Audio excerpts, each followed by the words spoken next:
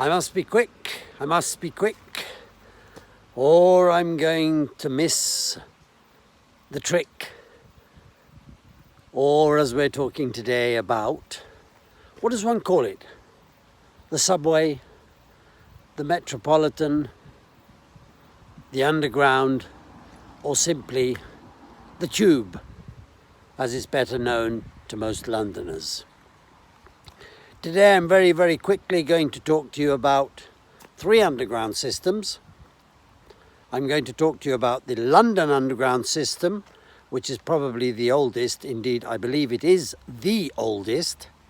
Opened in the mid-1800s, around 1850, 1860, 1863 perhaps to be more precise, which has many lines and probably remains the biggest underground system in the world, still today.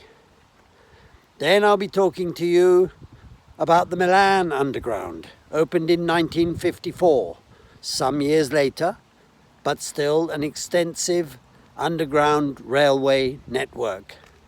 The art of Italian engineering, but the art of engineering in general when it comes to tunneling or drilling and channeling, essentially, in a word, we're making an underground subway, railway, people carrying system, which by definition is fast, efficient, traffic free, electric, has all its advantages and disadvantages. And last but not least, I want to talk to you about the Glasgow Underground. Yes, there's an underground in Glasgow. Can you believe it?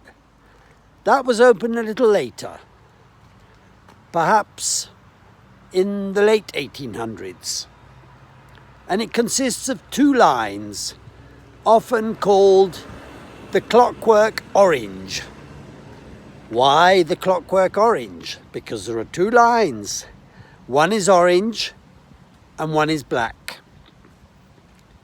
And it's quite simple. You can't get lost because one line goes clockwise and the other line goes anti-clockwise. And it was constructed and built by the Glaswegian industrialists who felt that Glasgow required an underground system.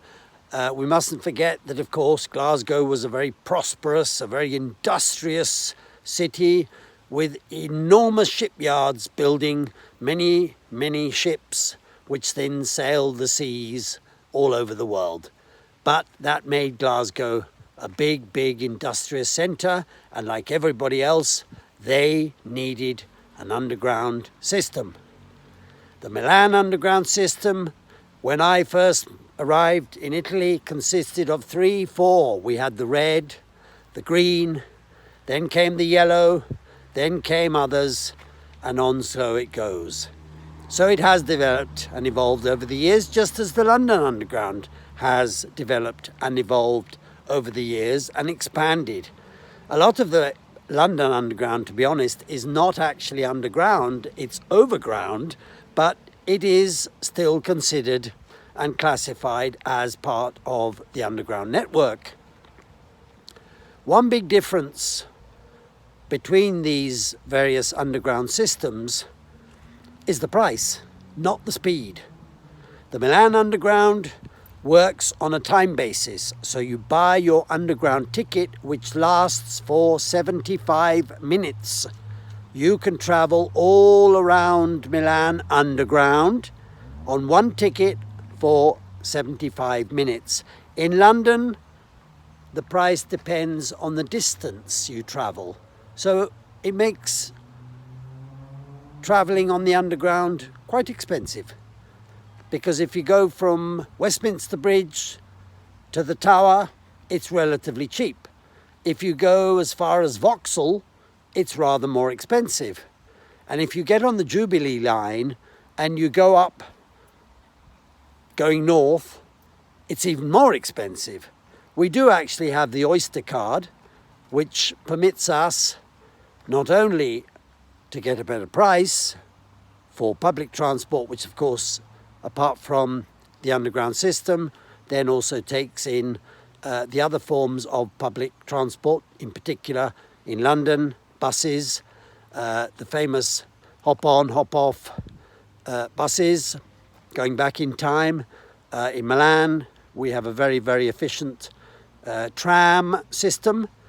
And in Glasgow, I believe still today, we also have buses as opposed to the underground system. Tunnelling is a feat of engineering wherever you are in the world. And believe me, drilling or boring or channeling or grinding through rock may seem difficult, but in fact it's rather more easy or easier in many cases to bore through solid granite rock than it is on some occasions to drill through a softer rock or a softer underground. It may be clay, it may be a mixture. Of course, you do run into other perils, such as what is underground. We have the water table, and therefore we may run into water. In London, which essentially Londinium, as it was called by the Romans, you've got the Thames, and therefore often things are, again, you run into water. In the case of boring, or as I say, tunnelling and grinding through very, very, very hard material, it may seem more difficult, but is in fact easier for the engineers and the channel grinding machines which chew their way through the rock and get to the other side. We've only got to think of 3 or 4 tunnels, apart from the Channel Tunnel, which we've already talked about, and so I won't go into any more detail there, but just taking the example of tunnels as such, as opposed to bridges, aqueducts or viaducts, according to what they're carrying.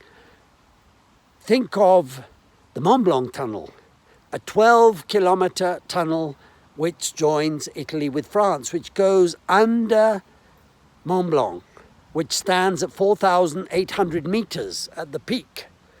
And it took years to build. There was also a terrible, terrifying fire in the tunnel in the early mid-90s, which caused absolute chaos and, of course, loss of life, or lives, should I say, because, of course, people got intoxicated, inhaling smoke, and all the various terrible, terrible things that happened in that tunnel in that day, which are still remembered today. But after having been renovated, it was then reopened, and people were then able to start travelling between France and Italy again. Another good example is the Gotthard Tunnel, which is 19 kilometres, and again, a traffic tunnel. The other one that springs to mind is the Simplon Tunnel, or in Italian, the Sempione Tunnel, which is actually a rail tunnel, as whatever travels through the tunnel goes on a train, be it passengers, be it freight, or people, or cars, or anything like that. And so, on that note, I think we can close by saying, if we want to live underground, we can, and we can travel underground. It's very convenient, it's very quick, and, as I say, relatively cheap.